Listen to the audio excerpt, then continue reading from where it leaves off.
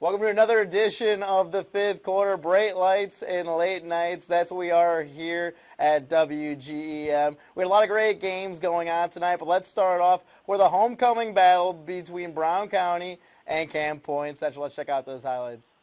It was a big one today, Battle of Highway 24, and this one did not disappoint. Right off the gates, Camp Point giving it to Drew Pavin on the outside edge, hustling his way all the way into the end zone for the first score of the game.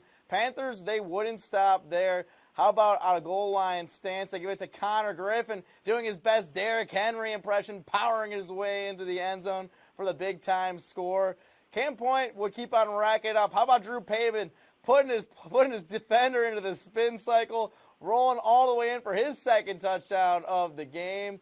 Camp Point was hard to stop on the ground, and they would tack on one more. How about this one? Wyatt Skimmerhorn showing off his speed. He gets the outside edge and finds the back of the end zone for 6.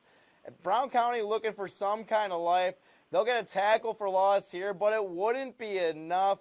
Camp Point would keep on rolling full steam ahead, and they would win this one 46-0, if I remember correctly. I'm joined now by Victoria Bordenga. We had a lot of great action tonight. Let's talk about Camp Point. You weren't surprised by this outcome at all, right? No, Camp Point's 4-0 for a reason, and that showed tonight. And Caleb, I know you got Coach Brad Dixon on the line right now. Can you pull him up? Yeah, Coach, you hear us? Yes. Hey, Coach, first off, congrats on the big homecoming victory. What do you like most about the game tonight from your guys? Yeah, I mean, I think just the way we got started. Obviously, we like to win the toss and defer and go on defense first and get a stop. And then I think we scored in 3 plays, got another stop and scored. We got out. That's 2 games in a row. We've got out, I think, 22-0 in the first quarter against Unity in Brown County. So just really like the way our guys are attacking the games at the start.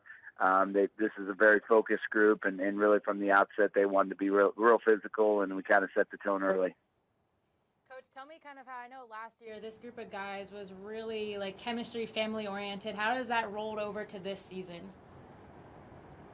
Yeah, I mean, we had a lot of guys back off of last year's group. I really felt like that group was very connected. We got a saying that we robbed from Steve Jones is connected teams are powerful teams. And when the kids are playing for each other and more worried about the guy next to them instead of their opponents, they're willing to sell out. And this group is just, we brought in obviously some new guys with the sophomores moving up, but, the leaders are still there. We had a lot of juniors last year off that group that are now seniors, and we've really kind of picked up where we left off. And, Coach, I know you like to say you got a lot of freaks on this team. So many athletes all across the board picking your poison on who you kind of want to give the ball to. Talk a little bit about Elijah Gittenbacher. How much do you like that he's stepping up into the role that his brother left a year ago? Yeah, I mean, we know who he is from the defensive side of the ball. Last year we played him some on the O-line, and really in the first part of the season he started at tight end, and we quickly, midway through that Calhoun game in week 2, we decided we were going to move him back there a little bit more, and he really had a great second half against Calhoun, and it really kind of thrust him into that starting role at fullback. And to have a 205-pound kid there with, Pavin on one side and Connor Griffin and Nate Peters and Wyatt Skimmerhorn and, just all these different running backs, to have a 205-pounder that you can give it to at any point. And, I think tonight he just had 3 carries, but those 3 carries were for 30 yards. So to get 10 yards of carry running up the middle, obviously opens up a lot of things for those other guys. Yeah, again, Coach, 4-0 on the season. Still more football left to be played. How do you guys kind of keep this momentum going as the next couple weeks come around? Yeah, we're 5-0, so. Sorry. That's how fast this. We laugh because that's how fast this season's going. So we're really just focused on, one game at a time. I told our guys, don't worry about the playoffs, don't worry about any of that thing. You get an opportunity to play Brown County for your homecoming.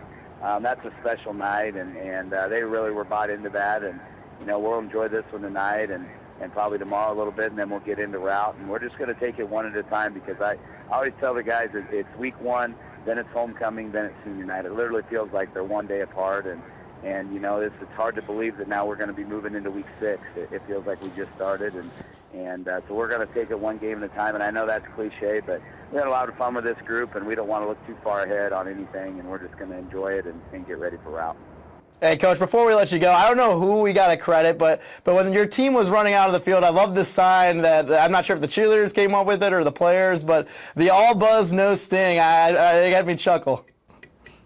Yeah, the cheerleaders do that. Coach Sinetsko and the cheerleaders, they've already got next week's they call it a crasher. They've already got it up on the wall in the school. We saw it tonight when we came in.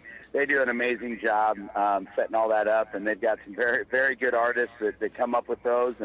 And so every week it's something different. It's kind of fun for the kids to show up on Monday morning and see what the new one's going to look like. So, yeah, all the credit goes to Coach Sinetsko and the cheerleaders. All right, Coach. Well, thank you for your time, and thanks for joining us. Good luck the rest of the way. Hey, thank you very much. And, Victoria, you had a big game tonight, Clark County versus South Shelby. Everyone was waiting for this big CCC showdown. What do you like from that game today? I mean, as soon as I got on the field, stands were packed. People were standing, like, on the sideline, on the fence. You knew that this was going to be the good game before it even started, so just the atmosphere was insane. Well, we got a lot of highlights to break down. I'll have you break it down for us. All right, let's get into this.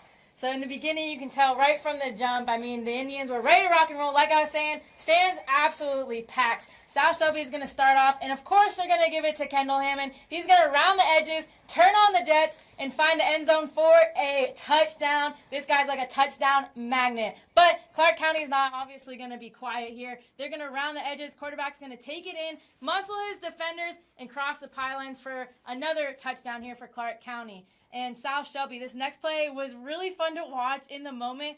On a fourth down, South Shelby fakes the punt. Chance Ranley takes it and gets a first down. It was a huge play for South Shelby and obviously unexpected. And again, the Cardinals are going to hand it off to Hammond again. He's going to juke defenders. I mean, this guy is absolutely insane. Look at him just like putting his defenders on ice skates and getting a big first down. Like I was saying on the show, he needs to give his offensive lineman a Snickers after that one. Hammond again, going to run it in for a 4-yard touchdown for South Shelby. And just like that, they take a really quick lead here. Again, this game was insane from the beginning. And South Shelby, I mean, after 5 weeks of football, we see them playing at a high caliber each and every week. So it's fun to watch them. I know we talk about South Shelby a lot. One of their premier teams to look forward to down the line. Yeah. The big statement win tonight. They stay undefeated. What was the thing that really separated them tonight from the past games you saw? Yeah, I mean, I just feel like they're very resilient. They don't stop. You know, even in fourth down situations, they find a way to get a first down. They find a way to keep things going. Even that fake punt, you know, like what should have been a punt, they made it work. You know, I feel like they just come up with plays to keep the game going, to keep the ball rolling, and I think that's how you win football games. And I know me and you talk about it all the time. We both interview those guys on team. It's very laid back, great fun time over there. They had a big steak dinner last week after the big game. I wonder what Kendall Hammond's going to treat him to. Do you have any ideas what he should be doing? I think he should get some ribs. Some ribs. Stick it with the red meat. Stick with the red meat. Get that protein in them. The linemen, you know, the big protein food. Who are some other teams that kind of stuck out to you this week and all season long? I know we didn't go to QHS, but putting up 63 points against a conference team, I mean, that's big. Anytime you can win like that in a conference game is huge. So, I mean, QHS still undefeated is amazing. That's a big team. I know we talked about Camp Point, too. They did a really good job. I know Rushville, we didn't cover them tonight in highlights, but they also won. And I know they won last week, too. So it's just cool to see our teams figuring out, again, ways to win and keeping the ball rolling. Yeah, you mentioned Rushville. They're kind of starting to string victories along.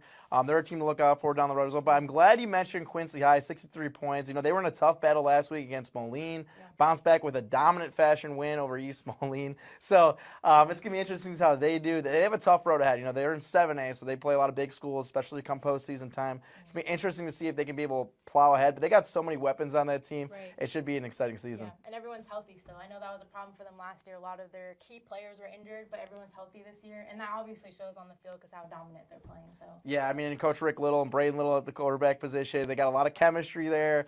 I think this is the year for them. I mean, they're young. There are a lot of juniors on the team, but they got a lot of key players that are seniors, especially along those offensive line. Right.